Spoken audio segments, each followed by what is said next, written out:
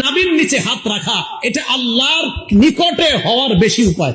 আমি পড়াশোনা কইরা মনে করছেন যে আন্দাজি আমল করবো না, আমার শুদ্ধ হবে না, পাগল নাকি আমি? হ্যাঁ, আমি পড়ছি কি করতে? একজন ডাক্তার হয়েছে, ডাক্তার হওয়ার পর ওনারা আপনি বললেন তুমি পাগল, বেচারা কষ্ট পাবে না? তা আমি এই 16 বছর 20 বছর পড়াশোনা করলাম ভুল আমল করার জন্য না সঠিকটা জানার জন্য? তাই ভাই আমি আমারটা বলছি। তাহলে হাত উঠাইলাম, রয়ে গেল এবার হাত বাঁধবেন কই হুজুর? ঠিকই তো? এই ব্যাপারে 3টা হাদিস শোনেন। এক, তিরমিজি শরীফের 252 নম্বর হাদিস। এই হাদিসের মধ্যে আসছে কানান নবী সাল্লাল্লাহু আলাইহি ওয়াসাল্লাম ইয়াউম্মুনা, নবী আমাদের ইমামতি করতেন। ইয়াখুযু শিমালাহু বিয়ামিনিহি, আল্লাহর নবী বাম হাতকে ডান হাত দিয়ে ধরতেন। কোথায় ধরতেন? নাই। ডান হাত দিয়ে বাম হাত ধরতেন, এটা আছে। কোথায় ধরতেন? এটা নাই। আবার বলছি, ডান হাত দিয়ে বাম হাত ধরতেন, কোথায় ধরতেন? এটা নাই। তাহলে হাদিস একটা পাইলাম তিরমিজি শরীফের 252 নম্বর, ডান হাত দিয়ে বাম হাত ধরতেন। এবার বুখারী শরীফের 740 নম্বর হাদিস শুনেন। এই হাদিসে আসছে কানান নবী কানান নাস ইউবারুনা আইয়াদু আর-রাজুলুল ইয়াদাল ইউমনা আলা জিরাইহিল ইউসরা, সাহাবাদেরকে আদেশ করা হতো সাহাবারা যেন ডান হাত দিয়ে বাম হাতের বাহু ধরে। বলেন ডান হাত বাম হাতের বাহুতে রাখবে। বলেন ডান হাত বাম হাতের। প্রথমে পাইলাম ডান হাত দিয়ে বাম হাত ধরা, বুখারীর হাদিসে পাইলাম ডান হাত বাম হাতের বাহুতে রাখা। এখন আপনাকে প্রশ্ন, হুজুর আমরা তো কবজি ধরি, এই তো? আর আমরা কবজি ধরি না? তাহলে আবার আগের কথা, এমন এক হাদিসের উপর আমল করবো যে হাদিসে বাহুও আসে, কবজিও আসে, তালুও আসে, যে আমল করলে নবীর 3 হাদিসের উপর আমল হয়, এমন কোন হাদিস পাই কিনা দেখি। আবু দাউদ শরীফের 727 নম্বর হাদিস। হাদিস যা বলছি সব সহিহ হাদিস। আবু দাউদ শরীফের 727 নম্বর হাদিস। এই হাদিসে আসছে রাসূল আকরাম সাল্লাল্লাহু আলাইহি সাল্লাম ওয়াদা ইয়াদাহুল ইউমনা আলা যহরি কাফিহিল ইউসরা ওয়া রুসদি ওয়া সাইদি, নবীর ডান হাত দিয়ে বাম হাত মুবারক এমন ভাবে ধরতেন যে নবীর ডান হাত বাম হাতের তালুর পিঠ ধরতো, বাম হাতের কবজি ধরতো, বাম হাতের বাহু ধরতো।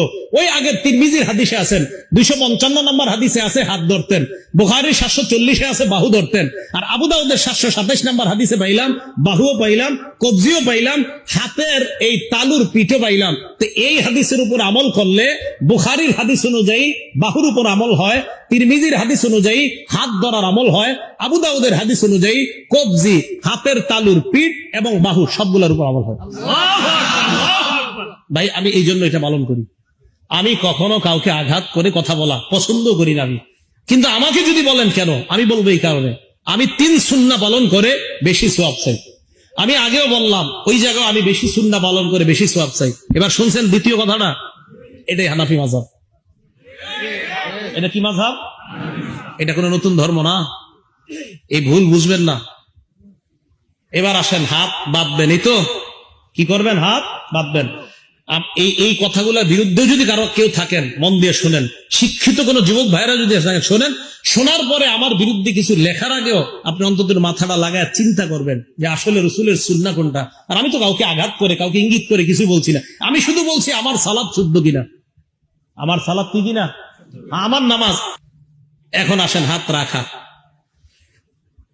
সহিহ ইবনে হিব্বান, আরো অনেকগুলা কিতাব আছে, বলে এই জায়গায় খালি মুসান্নাফ ইবনে আবি শাইবা মনে রাখবেন।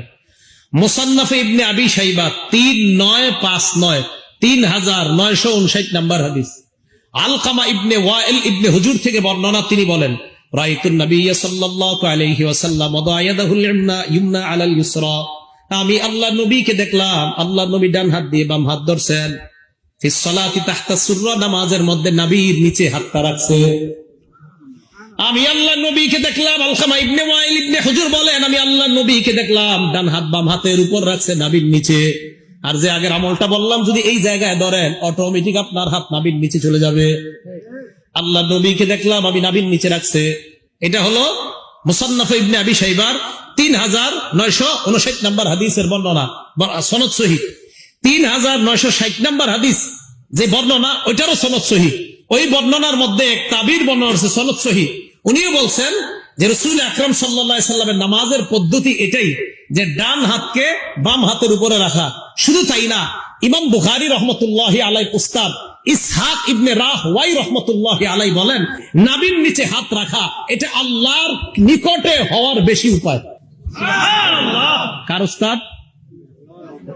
কইতে শরম করে, কার উস্তাদ?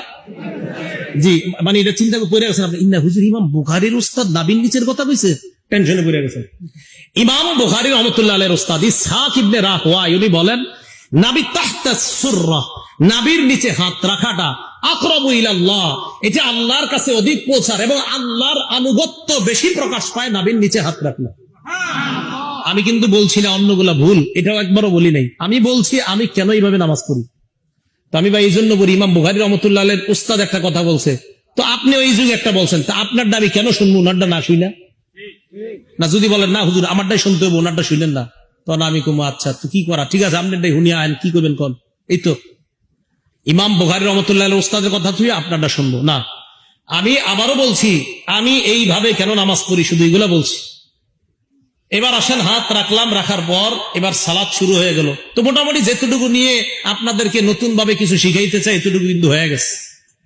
মুসান্নাফ ইবনে আবি শাইবা 3959, 3960, 3963, তিনটার সনদ সহিহ। বলেন তিনটার সনদ সহিহ।